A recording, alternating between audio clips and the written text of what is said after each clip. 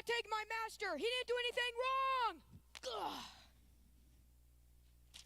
That's the only cool part of playing Peter. He just sits there, does nothing the rest of the play. Your grandpa's here. Can't you tell I'm rehearsing for my part? He always pinches my cheeks. I hate that. Maybe he won't. Besides, he's excited to see you in the Easter program tomorrow.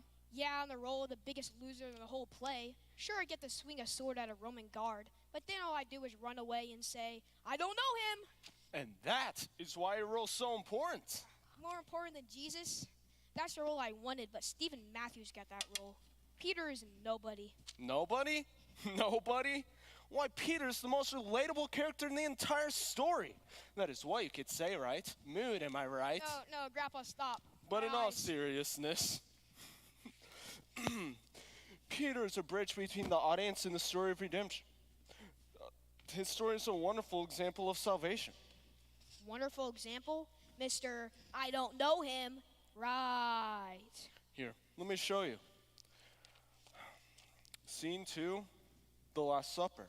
Let's come up on stage left to reveal a short table with a modest spread of food.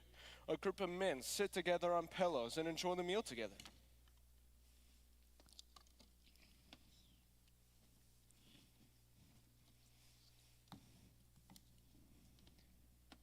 This is my body, which is broken for you. Do this in remembrance of me.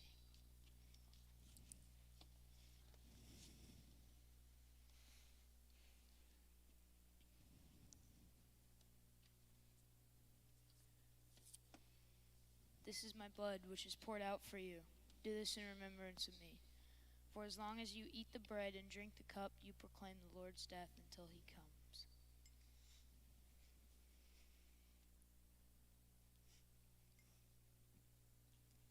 Do you think it's... Nah. Listen to me, my friends. The one who's meant to betray me is sitting with us tonight. Is it you, Luke? Me? How can you ask that? Well, why not John or James? They've been whispering among themselves all evening. Us? We are faithful to our Lord. It was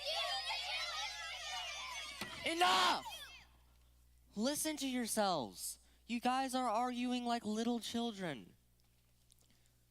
I'm glad I'm not as foolish as you guys. I would gladly go to prison or even death itself for my Lord. Simon Peter, my friend, Satan has asked to sift you like wheat. I'm praying for you and your faith tonight. What? No, that's ridiculous. I would never. Before the rooster crows tomorrow morning, you will deny me 3 times.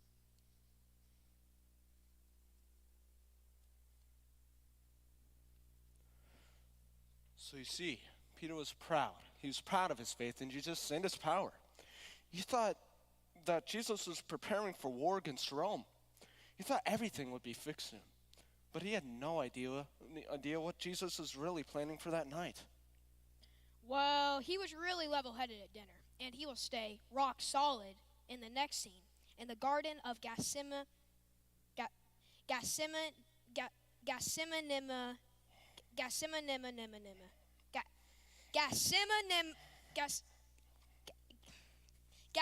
Gethsemane. Yeah, there.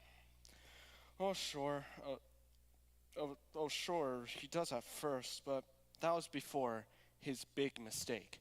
Scene 3, the Garden of Gethsemane.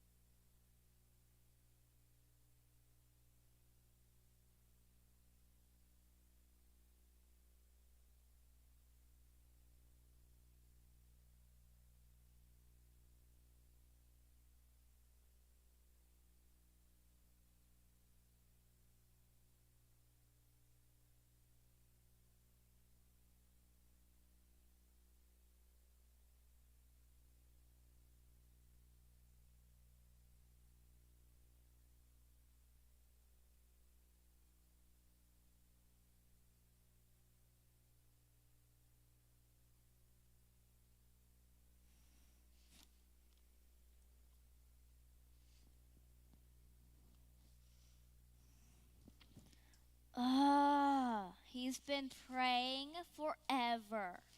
I want to take a nap. You heard Jesus. We can't fall asleep. If we do, we're going to miss something good. But sleep. I'll just close my eyes for just a second. Why are you sleeping? Get up and pray. You will be tempted this very night. Well, who is it, Iscariot? Get over here. Out of the way.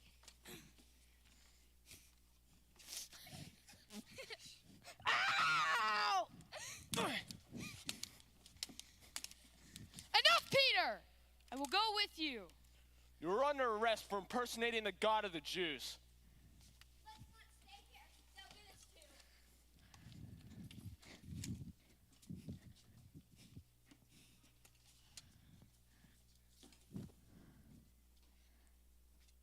Thais, my ear. Are you all right? He healed my ear as if it never happened. Go to Ananias and Caiaphas. What is that? That was fun. Okay, what was up with that? Just hold it. Don't eat it.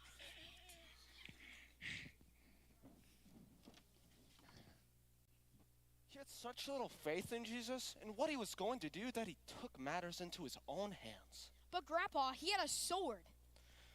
And you have an iPad, Xbox, heated seats, self-checkout lanes, on-demand, and much more.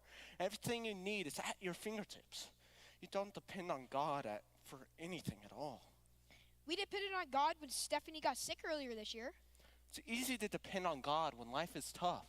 But when life is easy, we boast in our own strength and abilities.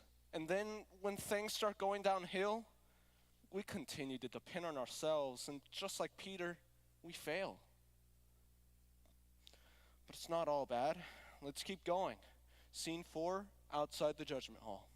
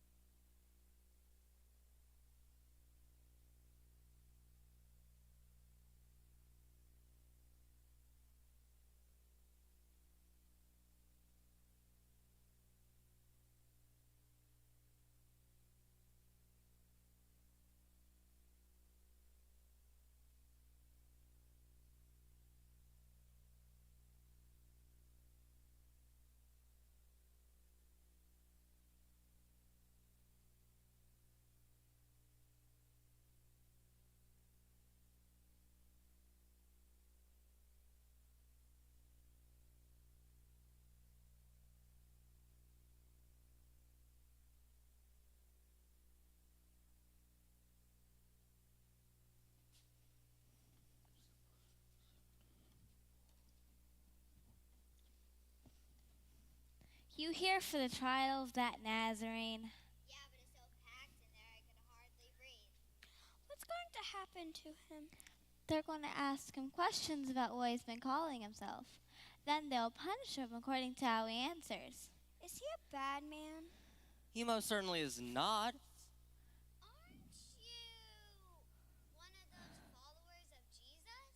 What? No, I'm not. You have me confused with someone else. Yes, he is. He's one of his disciples. No, I'm not. You're wrong. Are you sure? I'm sure. Besides, what would I ever want to have to do with someone like that anyways?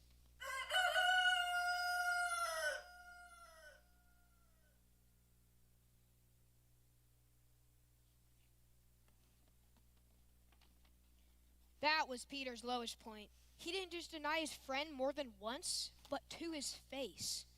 You're right. Can you even imagine saying something like that to your friend? Jason would never speak to me again if I said I didn't know him. Now, can you imagine saying something like that to the God who created the whole universe? If I were God, I would never speak to him, ever again. But that's the beauty of God. He didn't let Peter's fear and denial be the end of his story. But Peter doesn't even show up in the next scene. It's the most important scene in the whole entire play, but Peter is nowhere to be found.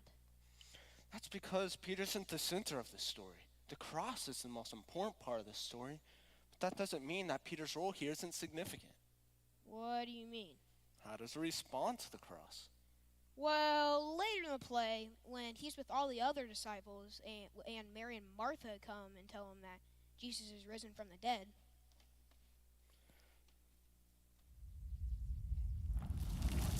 It is finished!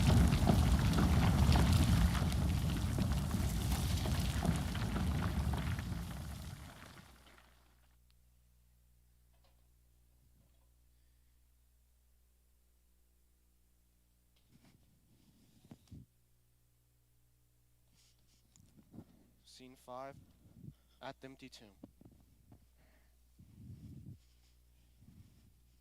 I'm telling you, he was not there. An angel spoke to me and said that he is risen from the dead, just like he said he would. I'll believe it when I see it. Race you there! Ha! I win.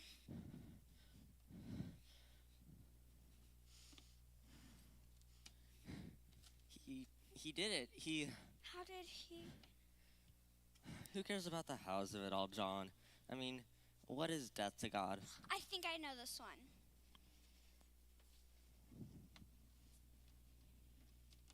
Is it a zebra reading a newspaper? Nothing, John. Death is nothing to God. That was a hard riddle, Peter. Peter, wait. What are we going to do now? Jesus is alive. We have to go and see him. Come on, we can go meet up with the other disciples and wait for him there.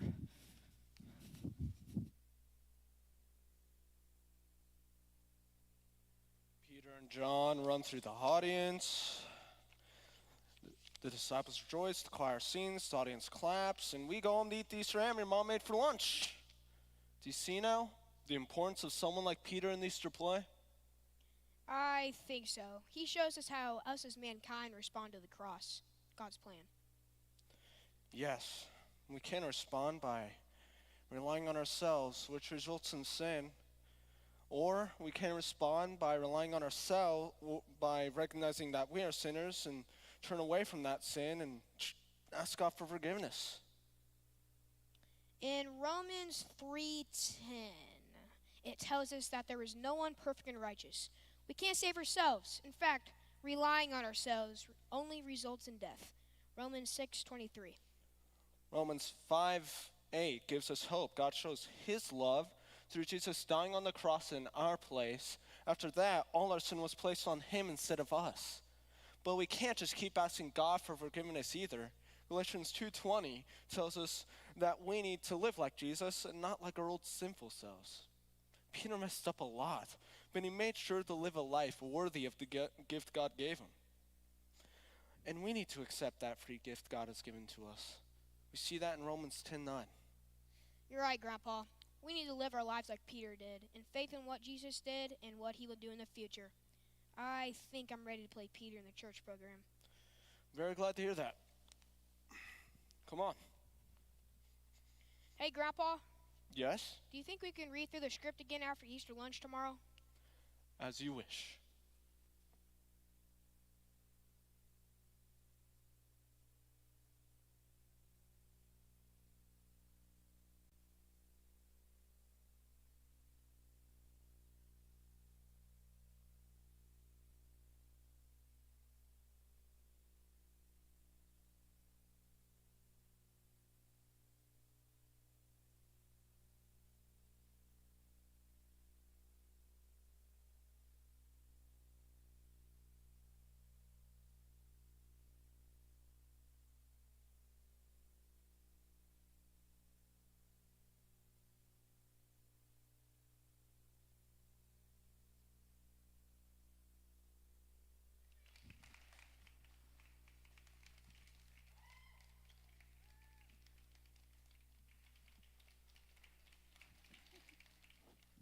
Love taking the vows.